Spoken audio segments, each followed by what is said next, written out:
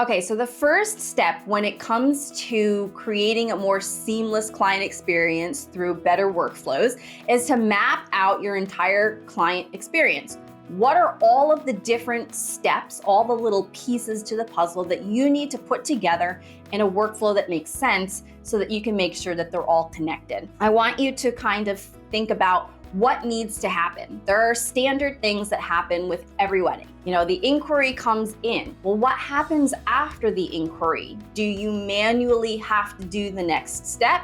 Or can they get an automated email? I know people who will have, after they have inquired, it will reroute them to a separate page, and it's a hidden page. It's not something that's available immediately on their website. So people can't click around and find that page unless they know what the second half of that URL is. They don't know that the page exists. So they submit the inquiry form and then they go to this kind of hidden page, so to speak. And on that hidden page will be what's often called a thank you page or a confirmation page.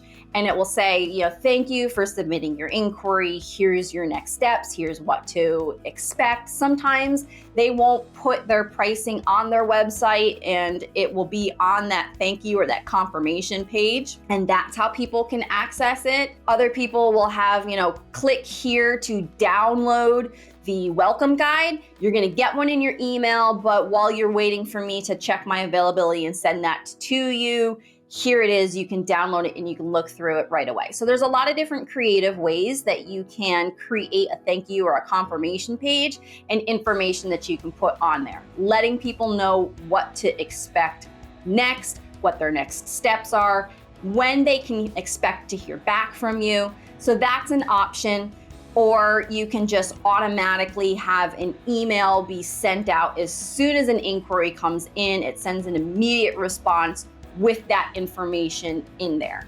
You can have an autoresponder set up through your email system, like Gmail. It's super easy to put in there, and it says, thank you so much, I've received your request. You can expect to hear back from me in XYZ number of hours, days, whatever. Put your office hours in there. Remind people that if it's a weekend, you're off, giving your full attention to your booked brides, and you'll be back with them shortly.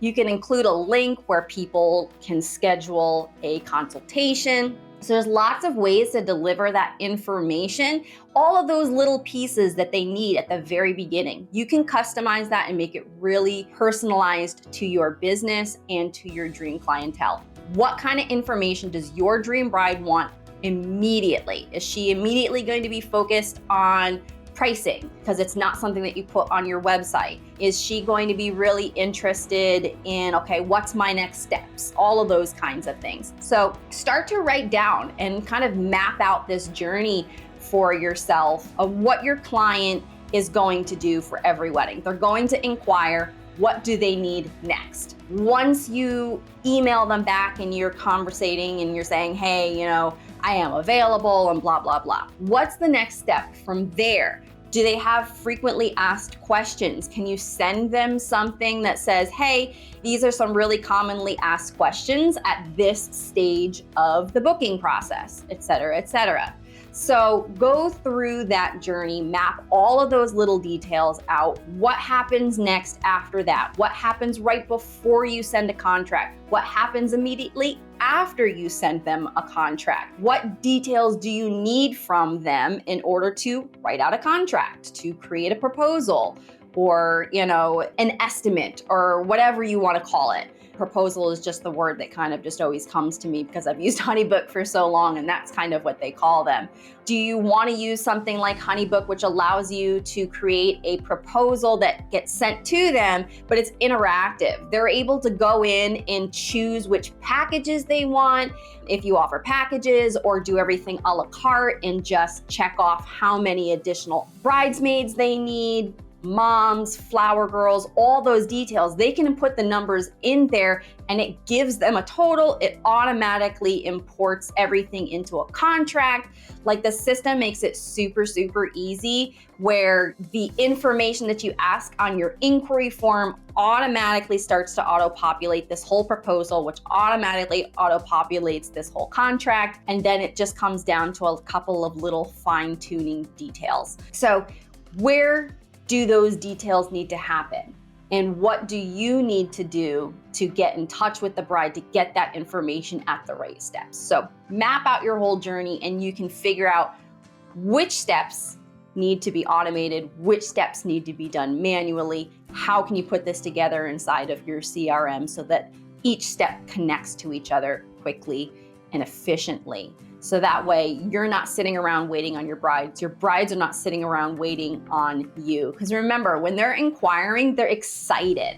They really want to work with you.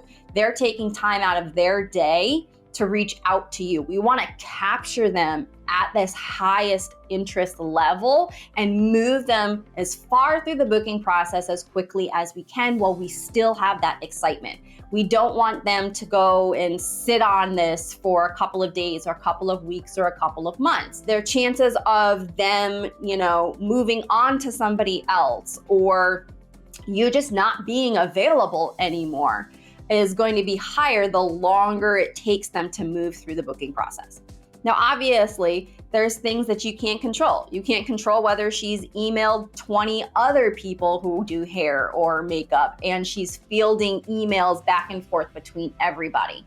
But the people who make the process easier for the bride are the ones who are going to see the brides go further in their process. You may not be her final choice and it didn't really have anything to do with your workflow. However, if you were higher on the list and you make the process harder for you and somebody else makes it easier, she's probably going to end up going with somebody who has the easier process. So I will see you again either next week or next year.